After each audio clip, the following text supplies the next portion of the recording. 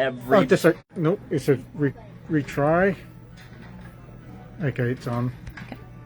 Hello, everybody. This is Casey the Cookie Dude. And Kelly the Cookie Lady from Mooch's Munchies. And we are Mooch's Munchies, and we are actually live streaming from the beautiful Carnival Panorama cruise ship that we are on our trip across several places in Mexico. We are in Mazatlan right now, but we're not here to talk about Mazatlan. We're actually here to talk about service dogs, because there are a couple of service dogs on board, and Tucker and his mom, Allie, are here to talk to us about service dogs and to learn a little bit more about them. Mm-hmm. So, welcome. Thank you for doing this. We really appreciate it. Tucker, we appreciate it. I'm trying to ignore you, but it's hard. It's just so beautiful. It's very difficult. So when did Tucker come into your world? Yeah. So I'm actually what's called an owner trainer, but I'm also a professional trainer. Okay. So I got him when he was 8 weeks old, and I owner trained him when he's 4 now. Oh wow. So he trained for 2 full years before I considered him fully trained. Okay. But I also train service dogs professionally, and they also take about 2 years. Oh, that's awesome. So it takes about 2 years. Yeah. Wow. Yeah, from the long time to 8 time. weeks. Yeah. You know, and what's the average lifespan of a service dog?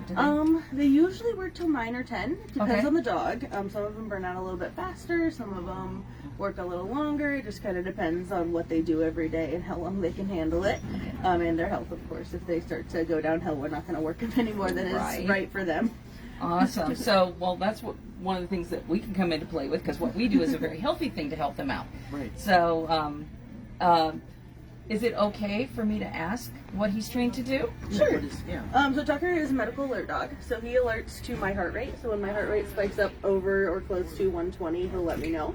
Oh, wow. He also does migraine alerts, so he'll let me know about 20 minutes before a migraine hits. He has some balance assist texts, so when I have a panic attack or when I have a migraine, he'll help me stay stable.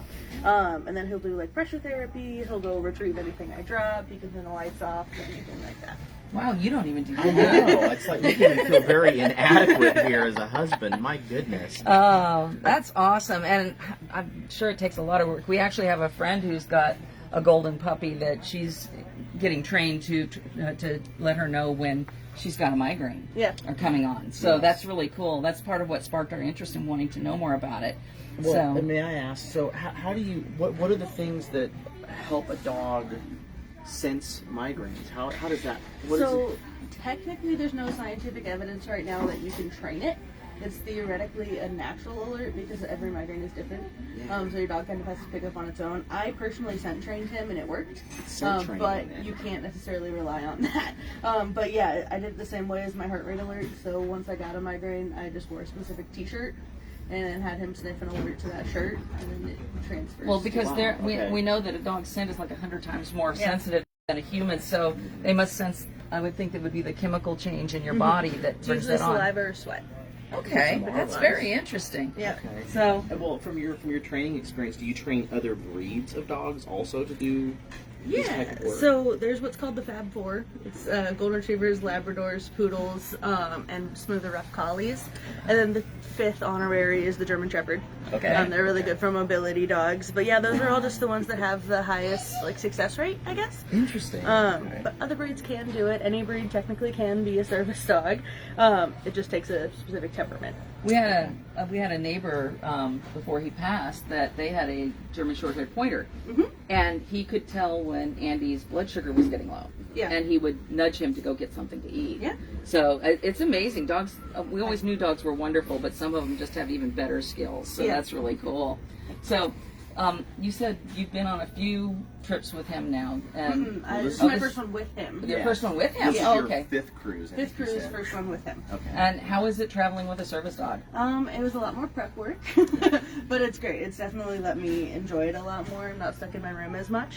Oh, that's awesome. So it's great, and for the most part, people have been pretty respectful of him. That's so awesome. It's been really good. Cool. So And he's been loving it. What are some of the challenges that you face when you're traveling with a dog, or even just going around day to day with a service dog, that people do that they shouldn't be doing? Yeah, it definitely draws a lot of attention. People love to tell me about their dogs that are the same breed, or their dog that passed away, or anything like that. But the biggest thing is they just love to grab at him. whenever he's working. Yeah. I can put as many signs on him as I want, and people will still grab him. Even on the elevator this morning, some guy grabbed his butt. Oh my gosh. While we were just in the elevator. That's the biggest thing. Just if you see a service dog, talk to the handler first. It's very handler dependent. Some of them will let you pet their dog. If it's not a medical alert thing, like their dog has to be paying attention, some of them will let you pet them. But just ask. That's pretty much a good concept for anybody with a dog. You should just ask, can I pet your dog before you do that? I never mind when people ask me. It's when people grab that I'm like, really? Yeah. What part of don't do this? Yeah. Because his sign, it actually says on his vest, please ignore me. You know, and it's, people don't read. Yeah, I've because for a discovered dog that a like lot. him, who's medical alert, he has to be paying attention. So if he gets grabbed, he's like, what's happening? If he misses that alert, bad things can happen. Yeah. I can hit the deck pretty quick if he misses a heart rate Well, spike. and it's like, you know, we're so used to seeing, and especially Goldens, they're just such family dogs and such big floofs, you want to pet them. Yeah. But it really is important to recognize that they are working, and they do they get downtime though, right? Yeah. Oh yeah, he gets a lot of downtime. It's very important actually. A lot of people say, oh, poor dog, he never gets to be a dog. No, he gets to run around and play around as much as any other dog, otherwise he wouldn't want to work. So Right. yeah, he So- gets a lot of free time. It's very interesting. So Tucker is one of 2, I guess, service dogs that are actually aboard the ship. I trained the other one too. You did? Okay, all right. So Awesome. that's all right. So, how did they accommodate for a dog on board a ship? So, like I said, there was a lot of prep work beforehand. They asked us a lot of questions to make sure they were real service dogs. And then they just gave us a set of rules, like they can't be on furniture in public, don't give them their food, like out in public areas. And then they have basically a giant litter box on deck 4. I was going to which is ask where what they go did for the potty. bathroom. So Yeah, it's just a giant litter box. Aw. That's And cool. We had to train them in advance for that to make sure that they would be okay with that. And, Okay, yeah. so you had to do training at home before you got here, so he'd know that's the place to be. Yeah, and it literally Are we is- boring you, Todd? He owns a lot. It's literally like cat litter for dogs. It's like paper pellets. Yeah, I've seen those. And it's a very weird footing. So they had to get teach used to them that. to be okay stepping on it. I was wondering how he did with like, when the ship's moving a little bit. doesn't That care. it doesn't bother him at all. That's awesome. He's flown a lot before, and I think he's okay with that. So this doesn't really bother him. I know Nike's fine too. The other service dog on board. who's Nike, doing that's a totally great fine. name. Yeah. Awesome, very cool. So we all know that. I mean, we've gotten emails and stuff of, hey, you can get a vest for your service dog, or you can get certification for your dog to call it a service dog. Yep.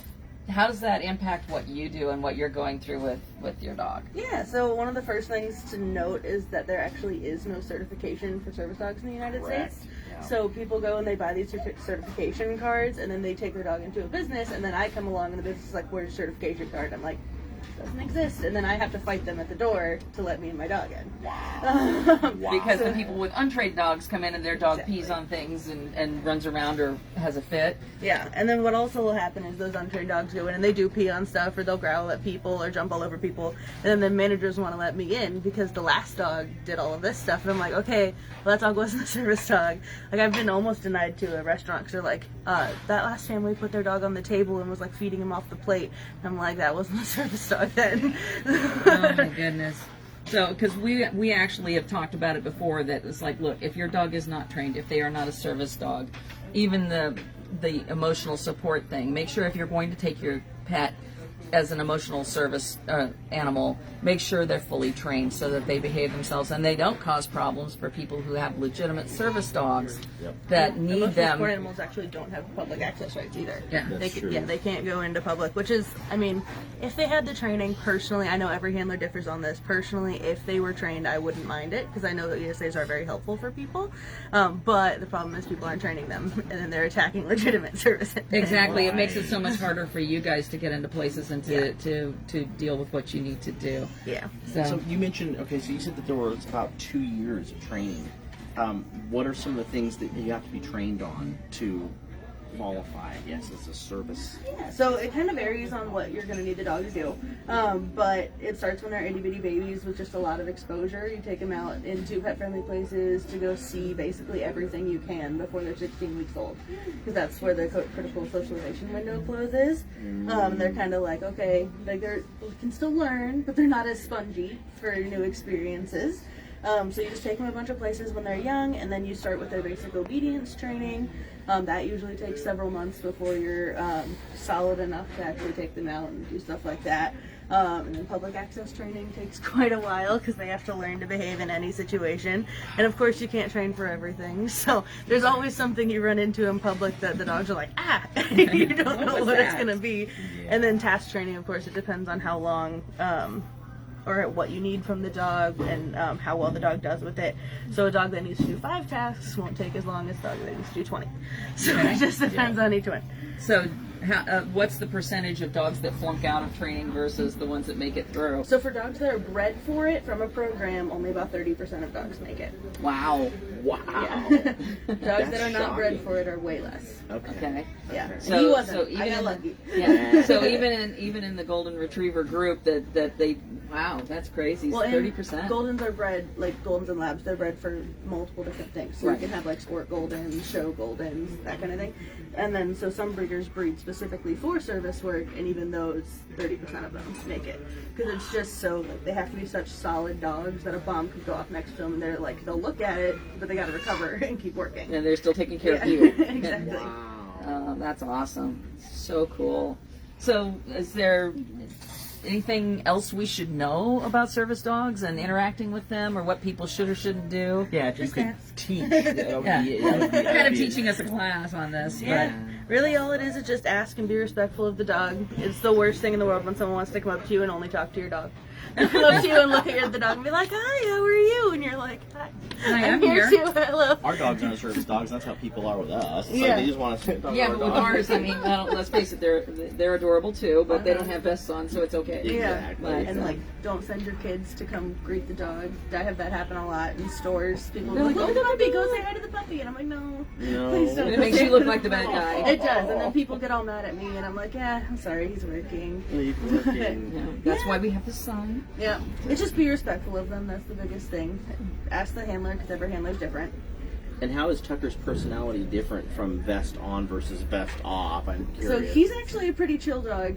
Seems for the like it. most part. Yeah. He's perfect for me because he'll get up and go when I want him to, but for the most part, he'll just chill out and take a nap if he wants.